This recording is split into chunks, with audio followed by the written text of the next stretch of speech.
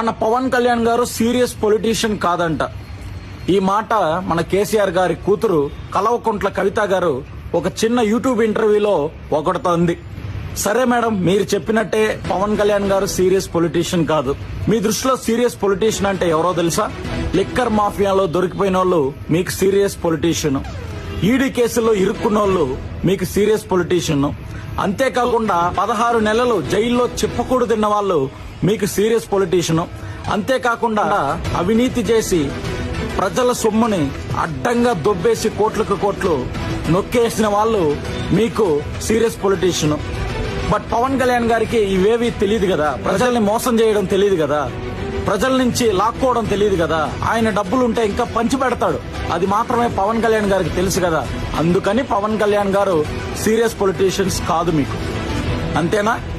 మీరు పవన్ కళ్యాణ్ గారి గురించి మాట్లాడతారు, పవన్ కళ్యాణ్ గారిని సీరియస్ పొలిటీషియన్ కాదంటారు. ఆయన అంటే ఏందో ఈ 2024 ఎలక్షన్స్ చూపించింది. ఆయన అంటే ఏందో ఒకసారి ఢిల్లీలో ఉన్న ప్రధాని మంత్రి మోడీ గారిని అడగండి.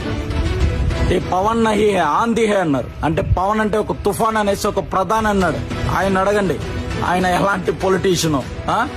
ఒక్క రోజు రాత్రిలో ఆంధ్రప్రదేశ్ రాష్ట్ర రాజకీయ చరిత్రలో మార్చిన వ్యక్తి పవన్ కళ్యాణ్. అలాంటి వ్యక్తి మీకు సీరియస్ పొలిటీషియన్ కాదా?